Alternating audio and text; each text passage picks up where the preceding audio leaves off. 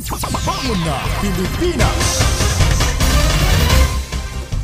Ikukwento sa atin ni Mayor yung iba pang mga events dito sa ating Banyamos Festival. So ano po ba yung mga i-expect natin hanggang weekend pa sa Banyamos?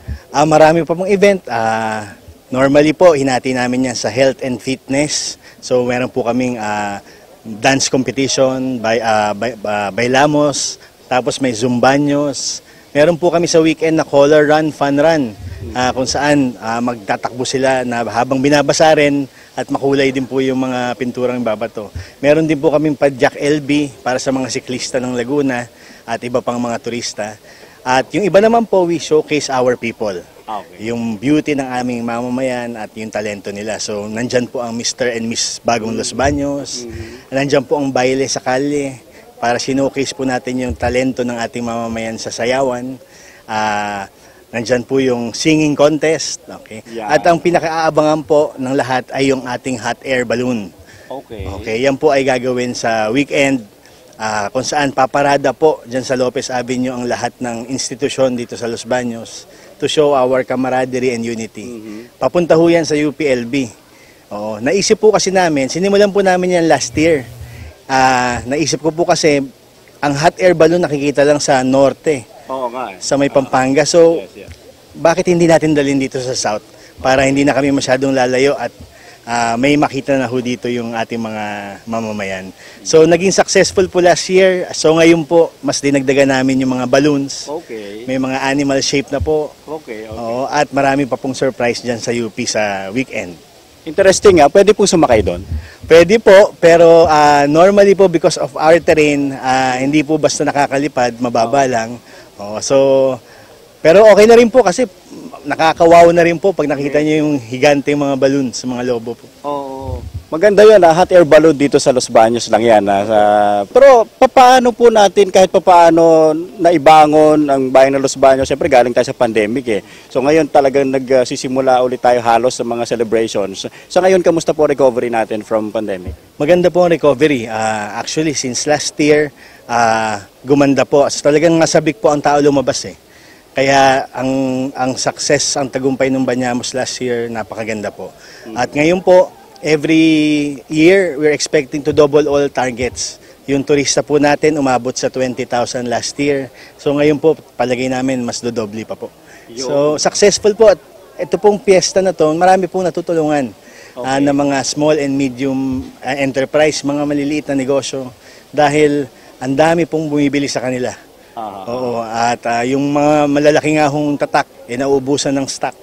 So, ito pa ho kaya mga maliliit na negosyante. Talagang, kaya sana po suportahan ng mamamayan natin. Yan. So, yung mga binabanggit po ni Mayor ng mga products ng Los Baños, available po yan dito sa ating festival grounds, dito po sa, Mayor? Evacuation Center, tawag natin? Aming Pasiano Park. Pasiano Park. Pasiano, kasi nandito po ang bahay ni Pasiano Rizal. Yun, kapatid ni Jose Rizal, nakakatandang kapatid po.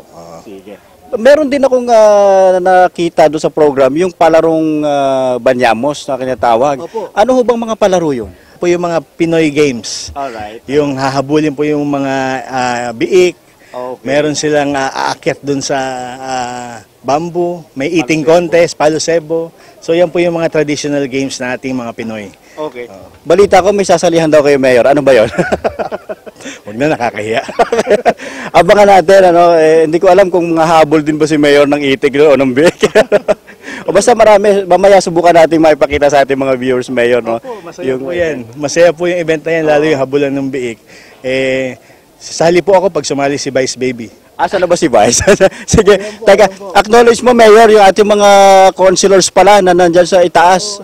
Pinapakilala ko po ang ating sangguniang bayan. Nandyan po sila sa floating kubo ng LSPU. Okay, sila po ang ating mga konsehal. Ayan po, mga bata pa, mga pogi. Ayan po si Vice Baby, napakaganda namin Vice na yun.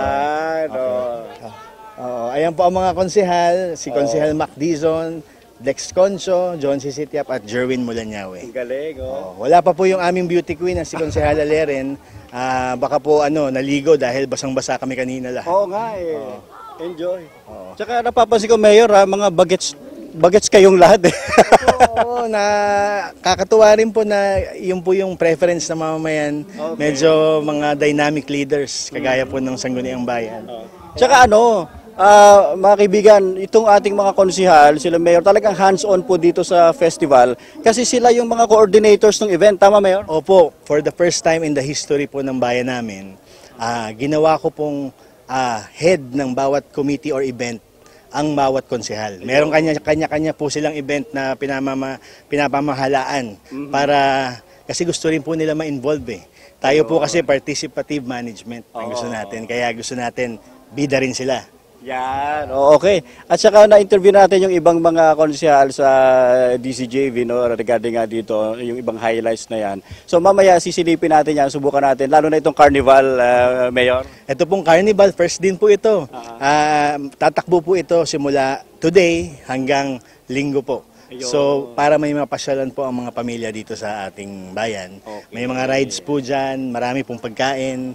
At sa linggo po, merong grand revelry. Yun po yung pinaka-inaabangan dahil ang tutugtog po ay very legendary. Si Ellie Buendia. Yun. Oo. And it's free, Mayor? Free po, free po. Okay. Walang bayad. Talagang para po sa ikatutuwa ng mga mamamayan. Yan. Sige. Again ako, Mayor, bago tayo umikot doon at mag-ikot dito sa festival grounds para makita ng mga viewers natin, sige, invite mo ulit yung ating mga viewers and listeners sa ating Banyamos Festival.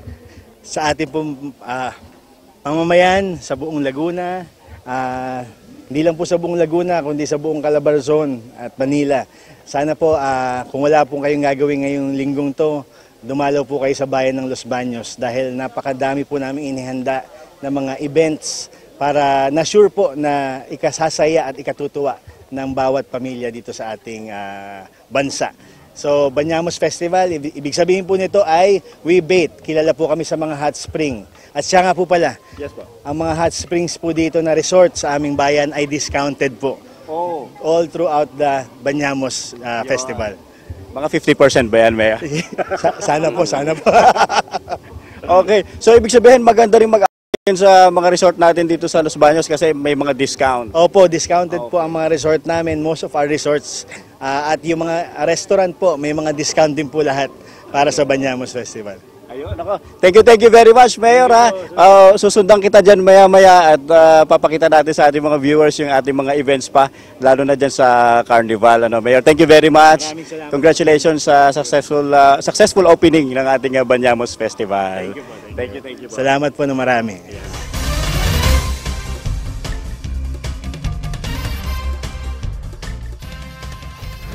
Alam mo ba na may nag-iisang born-again Christian TV station sa Pilipinas? Yan ang Light TV God's Channel of Blessings. Bukod pa dyan, meron ding born-again Christian radio station sa bansa na mapakikinggan sa Calabarzon, ang DZJV 1458. Sama mo pa ang DWZB 91.1 FM sa Palawan. Ang mga istasyon na yan, nagsani puwersa para mabuo ang Light TV Radio na nagpo-produce ng mga programa na paalala sa atin na hindi lang tayo Kristiyano tuwing Sabado at Linggo, kundi pati na rin mula Lunes hanggang Biyernes. Simulan natin ang bawat araw ng may pag-asa sa pamamagitan ng Word of God. Dito sa Daylight Devotion, kasama ang mga pastor mula sa iba't ibang panig ng mundo. Kahit busy ang schedule, maging updated sa mga balitang dapat niyong malaman sa Newslight, kung saan walang fake news, hindi puro bad news, at palaging may good news. Kung may time ka naman at gusto mo ng programa na hihimay sa mga isyong panlipunan na may gabay ng Biblia, subaybayan ang Bango na Pilipinas. May special segment din ito na Free Legal Assistance with Pau tuwing Huwebes na tumutulong sa mga nangangailangang Pilipino sa kanilang mga problemang legal. Tuwing Biyernes, sasagutin ang mga problemang pangkalusugan sa Doc Pasok. Business-minded ka ba? Kung oo, Bless Negosyo ang hatid namin sa'yo. At huwag palalampasin ang Straight from the Word. Sasagutin ang mga pinaka-di pinag-uusapang katanungan tungkol sa buhay Kristiyano, mapatungkol sa church, pamilya, kaibigan, relasyon, at career. Kaya ano pang hinihintay mo? I-scan mo na ang Light TV sa inyong black box o hanapin sa cable. I-follow din kami sa social media. Sama-sama tayo in proclaiming good news.